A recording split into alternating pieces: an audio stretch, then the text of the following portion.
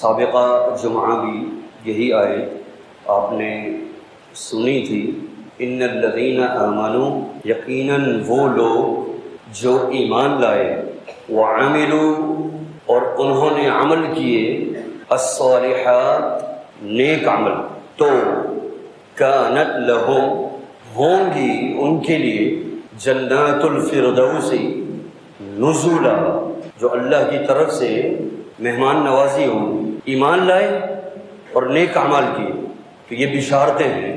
اس سے قبل خطبہ جمعہ میں آپ نے سنا کہ جو ایمان کے تقاضوں کو پورا کرتے ہیں، نیک اعمال کے تقاضوں کو پورا کرتے ہیں، تو ان کے لیے بڑی خوشخبریاں ہیں، جنتیں ہیں، نعمتیں ہیں، باغات ہیں، ہر قسم کی پریشانیوں سے نجات ہے دنیا میں بھی اور آخرت میں تو ہے ہی۔ اس آیت میں اللہ نے فرمایا ان کے لیے جنتیں ہیں، فردوس، مہمان نوازی رب کی طرف سے۔ تو جنت اللہ کی سب سے بڑی نعمت ہے۔ جنت کے بارے میں رسول اللہ صلی اللہ علیہ وسلم نے فرمایا کہ ما لا عین رأت، جنت کی نعمتیں ایسی ہیں جو کسی آنکھ نے دیکھی نہیں، ولا اذن سمعت، اور کسی کان نے سنی نہیں، ولا خطر علی قلب ابن آدم کے دل پر اس کا تصور بھی نہیں ہو سکتا۔ جنت کی نعمتیں ویسی ہیں، ایمان والوں کو ملیں گی، نیک اعمال والوں کو ملیں گی، اور یہ جنت کی نعمتیں۔ اس کا معنی یہ ہوا کہ اللہ کی سب سے بڑی نعمت، سب سے قیمتی وہ جنت ہے، اس سے بڑی اور کوئی نعمت نہیں۔ ہاں، ایک نعمت جنت سے بھی بڑی نعمت ہے، جنت سے بھی بڑی نعمت۔ جنتی جنت میں چلے جائیں گے اور عیش کر رہے ہوں گے۔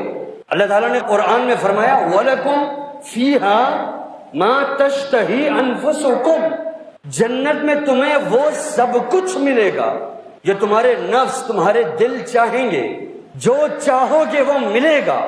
بتائیے پھر کیسی زندگی ہوگی، کیا عیش و عشرت ہوگی، اور جو ملے گا وہ ہوگا جو کسی آنکھ نے دیکھا نہ ہو، کسی کان نے سنا نہ ہو، تصور بھی نہ ہو، جو چاہو گے ملے گا۔ تو اتنی بڑی نعمت سے بھی بڑی نعمت اور کیا ہوگی؟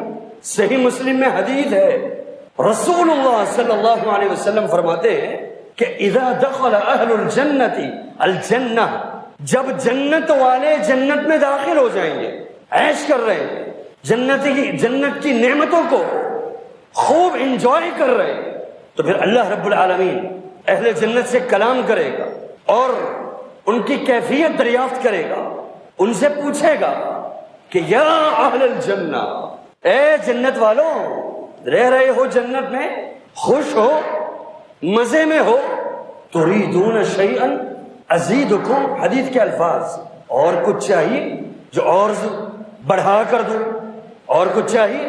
قالوا، جنت والے کہیں گے اے رب العالمین الم تدخلنا الجنہ وتنجنا من النار، تو نے ہمیں جنت میں داخل کر دیا اور جہنم سے بچا لیا، یہ ہی بہت بڑا انعام ہے۔ الم تبیض وجوہنا، تو نے ہمیں ہمارے چہروں کو سفید کر دیا، ہمارے چہروں کو روشن کر دیا، خوبصورت بنا دیا، اور ہمیں کیا چاہیے؟ اللہ رب العالمین فرماتا ہے تو سنو، اب اس جنت سے بھی بڑی نعمت دیتا ہوں، فیکشف الحجاب، اللہ پردہ ہٹائے گا اور سامنے آ جائے گا، اور جنتی، سارے جنتی رب العالمین کو دیکھیں گے، رب کا دیدار، وہ رب العالمین جو کائنات کا خالق ہے، جو مالک ہے، جو رازق ہے، دنیا میں آج تک اور قیامت تک، اور جو گزر گیا اب تک اللہ رب العالمین کو دیکھا نہیں۔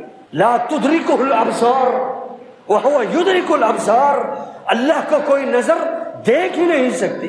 وہ رب العالمین جس کے لیے ہم گلے کٹوانے کو تیار، جس کے لیے تہجدوں میں کھڑے ہوتے ہیں، راتوں کو قیام کرتے ہیں، اللہ کی رضا حاصل کرنے کے لیے، رب کو راضی کرنے کے لیے، روزے دار روزے رکھتے ہیں اللہ کے لیے، زکاتیں دینے والے زکاتیں دیتے ہیں رب کے لیے، اپنا مال خرچ کر دیتے ہیں رب کے لیے، اپنی جان داؤ پر لگا دیتے ہیں رب کے لیے، اس رب کا دیدار ہوگا جنت الفردوس۔ کتنی بڑی نعمت ہے، اور جب رب العالمین فیکشف الحجاب پردہ ہٹائے گا، اللہ کے پردے بھی نور کے ہیں، اور معراج کی رات میں نبی صلی اللہ علیہ وسلم نے وہی پردے دیکھے تھے جس کا ذکر صحیح حدیث میں موجود ہے۔ جب نبی علیہ السلام سے سوال ہوا کہ اے محمد صلی اللہ علیہ وسلم هل رأیت ربک، کہ آپ نے اپنے رب کو دیکھا ہے دنیا میں؟ قال رأیت نورا، تو نبی علیہ السلام نے فرمایا میں نے نور دیکھا ہے۔ اور پھر اس کے فوراً بعد امام مسلم رحمہ اللہ یہ حدیث لے کر آئے وحجابہ النور، اللہ کے پردے نور کے ہیں، لو کشفہ لأحرقت سبحات وجهه من انتهى الیہ بصرہ، اگر اللہ وہ اپنے پردے ہٹا دے تو کائنات کی ہر چیز جل کر راکھ ہو جائے، جہاں جہاں تک آپ کی نظر جاتی ہے ہر چیز جل کر راکھ ہو جائے۔ وہ پردے اللہ تعالی جنت والوں کے لیے جنت میں ہٹا دے گا۔ اب ہر چیز جلے گی نہیں، جنت میں اللہ نے رکھا ہے تو پھر جنتیوں کی صلاحیت بھی دے گا۔ دوسری حدیث میں فرمایا رسول اللہ صلی اللہ علیہ وسلم نے انکم سترون ربکم کما ترون هذا القمر لیلۃ البدر فلا تضامون فی رؤیتہ، نبی علیہ السلام کی صحیح حدیث فرمایا تم اپنے رب کو ایسے دیکھو گے جس طرح 14ویں کی رات میں 14ویں کے چاند کو دیکھتے ہو۔ فلا تضامون فی رؤیتہ، چاند کو دیکھنے میں کوئی مشکل ہوتی ہے؟ قطعا نہیں، بلکہ چاند کی روشنی تو اچھی لگتی ہے، خوبصورت لگتی ہے، پرسکون ہوتی ہے، بڑی ٹھنڈی اور میٹھی میٹھی روشنی چاند کی۔ جنت میں اپنے رب کو ایسے دیکھو گے جس طرح چاند کو دیکھتے ہو 14ویں کی رات میں، کمپلیٹ چاند۔ یہ دیکھنے کی تشبیہ دی گئی ہے، میرے اور آپ کی تشبیہ ہے کہ میں اور آپ ویسے دیکھیں گے جیسے چاند کو دیکھتے ہیں۔ اللہ کی کوئی تشبیہ نہیں ہے، لیس کمثلہ شیء۔ کوئی یہاں سے یہ مغالطہ نہ کھائے کہ رب کو چاند سے تشبیہ دے دی، نہیں، تم اپنے رب کو ویسے دیکھو گے جس طرح تم چاند کو دیکھتے ہو۔ تمہارا دیکھنا چاند کے ساتھ ہے، اللہ کی تشبیہ چاند کے ساتھ نہیں ہے۔ چاند تو مخلوق ہے، اللہ خالق ہے، لیس کمثلہ شیء، خالق اور مخلوق میں کوئی تشبیہ نہیں ہے۔